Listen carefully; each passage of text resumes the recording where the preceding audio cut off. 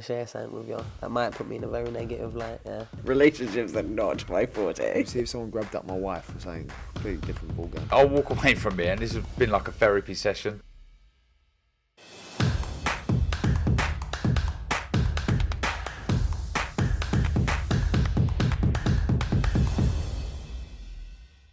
This is KUGAN CASSIUS for iFull TV, proudly sponsored by Everlast. It's fight week again here in London. I'm joined by Peter Fury. A month ain't too bad though, is it, to get it rescheduled? To be honest with you, it's gone like lightning. It's flew by. So we're here now, back on. When you look at this 4 weeks, obviously fighters have got to think, and you as well have got to think about fighters not peaking too early, etc., etc. So how Savannah kind of maintained that 4 week period to make sure that that situation doesn't occur in terms of her over peaking? Yeah, she had a week off because you got to take it like they've had the fight with all the adrenaline up. She's gone through the fight process, so she's had a week off, a week steady back in, and but she started sparring straight away, but not many rounds. And the second week in, you know, she really ripped it up again, but we kept the rounds low, not high rounds because she's already fit. And Peter Clark here, he done all the explosive work with her. She's ready, she feels good, she feels full of energy. So yeah, no problems at all. Weight, no issue. So yeah, it's just a same day, different date. Can you say that from your perspective and the team perspective that you've used the 4 weeks to make it into an advantage for Savannah in her clash with Claressa Shields this week? I wouldn't say it's an advantage. I'd just say, you know, because she was ready 100% the first time, but she's 100% ready this time as well. So you can't get any more than 100%. So I'm happy with her preparations. I was happy the last time, and I suppose I'm a little bit happier this time because, you know, she's strong in the fact that you know, she has got that maximum rest as well. So she's firing on all cylinders. She's ready to go, Savannah, and she's super confident. Obviously, we got everything last time out, apart from the actual fight night. They were obviously moments away from weighing, etc. So mentally for Savannah, she's gone through that fight week. She's going to have to do the same thing this week, but she's one of those characters that won't be fazed by that. Well, obviously, she's going to be in and around Claressa Shields, kind of at the press conference tomorrow, etc. But she won't let that faze her. No, they've been stood together today. They've had photographs and stuff. She's not bothered. You know, they're professionals, aren't they? And on this level, you know, she's not bothered at all. So, you know, she's just taking it in stride. As a matter of fact, she's even enjoying it more this time because she knows what to expect. I'm assuming as well, Peter, after kind of reasons why, obviously we know the reasons why the fight didn't take place last time, that were you sceptical whether, not the fight would ever happen because we knew it would do, but you know when things get postponed and rescheduled, or there's talk of being reschedulement, that there is an element of, right, does the fight happen now? Did that go through your mind? No, because there's only these two, you know, there's nobody else for them, so they need each other, you know. So thankfully Claressa's here, you know, and Savannah, so it's always going to happen. You know, I didn't think for 1 minute it wasn't going to happen. As a matter of fact, I was happy it got delayed in the short space it did, because, you know, we never really changed much of the camp. It was the same thing. We just backed off, give her a rest, and we just done the same but less. You know, so it's perfect. So she's in a good place. Everybody's ready. Are you confident that this Saturday that Savannah Marshall can stop, or I know it's not your priority because you just wanted to win either way, but can stop or knock her out this weekend? Well, that's a good question. That depends on what Claressa does. You know, we have to see. It takes two to tango, so I think there'll be times there, and it's going to be interesting. It'll be a good fight, this. I've always said it's a close fight. It can tip either way, but I believe in my fighter. If I didn't believe in my fighter, I shouldn't be in the corner. So I believe in Savannah, and I know on air night she can beat anybody, including Claressa. But I'm not one for excuses. If Savannah comes unstuck and Claressa wins, I'll congratulate Claressa. I'm not a sore loser. You know, do the best you can, put your best foot forward and get in there and have a fight, isn't it? When it's a 50-50, that's how you got to look at fights. Shame everyone doesn't adopt that same attitude. I think you've got to have that attitude. Look, there are too many people in boxing. They want to do this, they want to do that. And, you know, it is all about the fighters. Do the best you can, and that's it. Of course they want to win. They got a burning desire to win. I think Savannah, you could saw her 2 legs off, and she'd suffer to be crippled rather than lose. But me looking at it, it is what it is. Take the pressure off. Get in there, do the best you can. And when you're like that, that's when you get your best performance. Not I need to do this expectation. Everybody's expecting me to do this, that, and the other. That's not the case. Listen, you're going to wake up Sunday morning, wind, rain, or snow, whether it's happened, uphill or down. The best thing you can do is get in there, enjoy it. You've trained hard for it, and that's it. Could make history. Let's get on with it. Excuse me. Peter, just kind of moving off that, I do need to ask you about your son. Obviously, Huey, won't be in action as it was planned for the 29th of this month. What is the update in regards to Huey, and how is he? Huey's okay. He's gone away for a bit. He's back flying in today, obviously, because he's coming here. He's going to Harley Street tomorrow. He's booked in at 1 o'clock to see some doctors there about this long COVID thing. And that's it. Look, people need to understand this is a young fighter that gets his living and got no forms of other way of getting his living. So when he don't fight, there's one thing, not moving forward with his career, but the next thing is, but look, I can't let him, it's not because it's my son, any of my fighters, I'm not going to let my fighter fight unless I know they're 100% fit. When you're on a bench press and you've got an heavyweight that can bench press 120, 130, yeah, and all of a sudden you get him on the thing and he's struggling and one side's falling over and for 50 kilos, there's a problem, isn't he?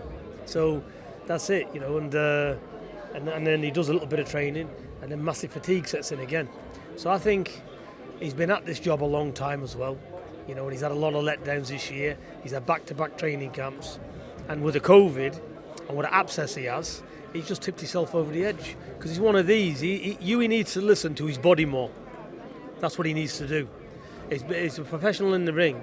He needs to listen to himself, and instead of that steely attitude, just grit your teeth and get through it. It's not the way to do it. So, listen, if you're not ready, are you? So that's it. So he's going to be back. He's having a rest. There's nothing physically mainly wrong with him. He's got no ailments. Let's get him back right. Let him have a good rest, and he can come back next year. He's got plenty of time. So, and what I can say is with Huey, he's not having no warm-up fight. Listen, if you need a warm-up fight when you're 28 years of age and you've had 29 fights, then go and get a job in a factory. Yeah, it's a lot of shit that. Yeah, he'll be ready and he'll take a serious fight when he's back. So you're ruling out him returning this year? We've only got literally probably about 2.5 months left before the end of the year. So you reckon it'll be more likely to be at the start of next year? Yeah, he's having a good rest. Huey, he's out, so you're looking at least April, May for Huey next year. That's what we're looking at. Okay, Peter, before I let you go, I do need to ask your opinion on a lot of drama that was occurring last week in London. I know you've spoken about it on somewhere else, but what is your take on this situation regarding CONOR BENN and Chris Eubank Jr.? I think it's tragic. I was looking forward to seeing that fight. I really wanted to look at it because it was a good fight. But look, I'm not going to criticise anybody. You're talking to me. Look. Let's put it this way: who's really interested in what I've got to say? Because people shoot you down anyway. You're a former criminal. You're this, you're that. Yeah, but all of that, no problem. Yeah. So what I'm saying is, I hear people say lifetime ban, this and that. Well, I've got kids, and I've been in my 20s. And I've got kids. Everybody does wrong. Have you done any wrong in your life? Absolutely. We all have. Everybody needs forgiveness and start again. Nobody's perfect. You need to if this kid's done wrong, maybe it's the pressure, could be anything, maybe there's cross-contamination, maybe he's not done anything. So I'm not going to judge that young man with anything. I don't know the facts. Paper tabloids. I've had tabloids write stories on myself, which is utter bollocks, right? It's 80% rubbish, maybe 20% has got something in it. But look, people need to realise good news doesn't sell, bad news sells. Yeah? So there's no smoke without fire. We know all that. The jury's out. Like I said, if he's done it, let him go for the due process. Let him get a ban. If he's done it, I'm saying, let him come out and explain why he's done it, because he's going to have to do. Or if he hasn't done it, he's in the clear. What I'm not going to sit here next month and say to you on an interview, I got it wrong. Everybody's assuming. Do you think I'm going to take the word of social media? Do you think I'm going to take the word of a newspaper? Yeah. Do I know him? Yeah, I've met him once with you years ago. Lovely young fella. Well, I'm going to criticise. Not going to bury him in the ground like everybody else. It's wrong, isn't it? Don't do that. Give people the respect they need. And until the final D-Day, and yes, I have done it, that's me, there's the evidence, then we can judge and say, right, you've been a cunt, you've cheated, you've done all of that, agreed. Get your ban and learn by your mistakes. What else do you want to do? Or do you want to ban somebody in his 20s for life and say, no, that's it, you got no return, you can't do anything, you're finished, you're a young kid. If somebody my age is doing stuff, there's no forgiveness, is there? Because where you're learning in your 50s, if you're doing stuff at my age, then you're a complete idiot, aren't you? Yeah? Young people grow for a reason. They grow, everybody makes mistakes. Whether you're on drugs, cocaine, whatever you're on, yeah, you can clean up your act. If somebody sniffs gear up the nose, does that make them a drug addict for the rest of their life? No, it doesn't. Everybody needs a second chance. And I'm certainly not going to condemn young Ben or any other fighter until the facts has come out. Because I know this murky world with all this job, and it's not as if allegations fly everywhere. Facts is another matter.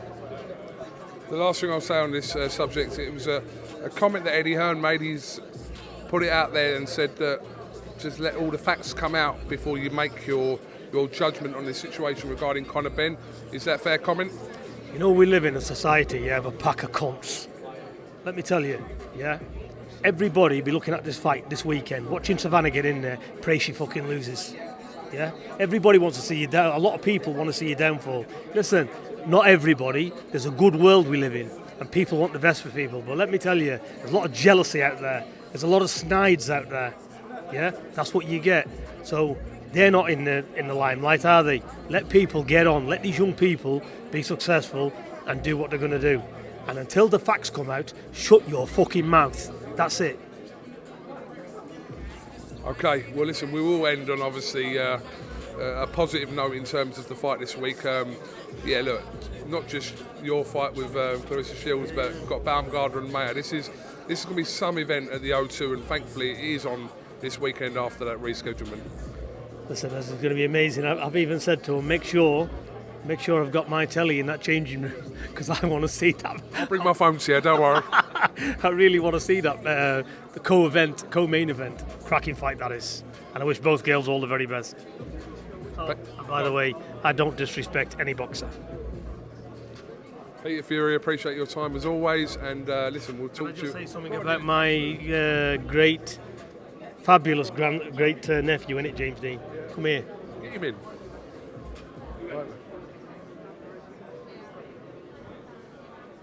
Go on, Peter, I'll give you the floor. So this is my brother Jimmy's son's son, his grandson, yeah?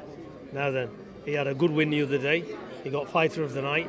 He's well on his way, and he's going to be the next Fury champion. Mark these words, yeah? He's the next one coming off the conveyor belt. Ain't you, James Dean? 100% I am, yeah. He's going to do it. Talk to me about how you got on the other day then. Sorry? Talk to me about how you got on the other day. Yeah, I went over to Wales and had a boxing club over there. A club show it was. And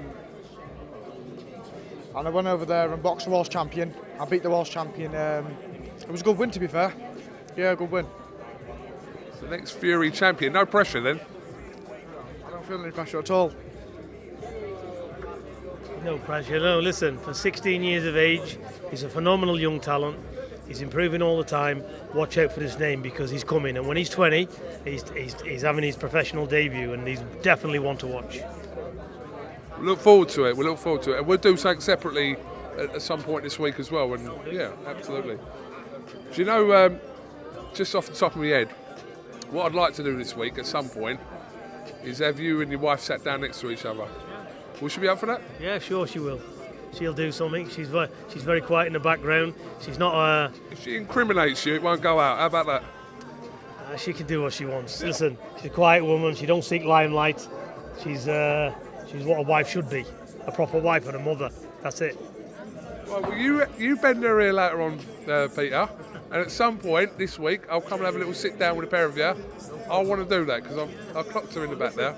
You need to know who the boss is. So listen. They say the women wears the trousers, and we're all under control. Listen, a man who thinks he's in control is an idiot. I'll tell you that.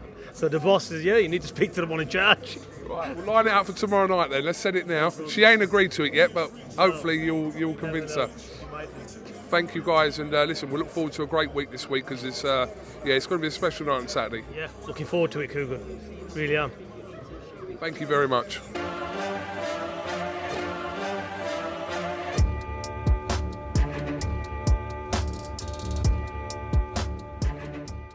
I'm going to share something with you that might put me in a very negative light, yeah. Relationships are not my forte. See if someone grabbed up my wife or something completely different ballgame. I'll walk away from it, and this has been like a therapy session.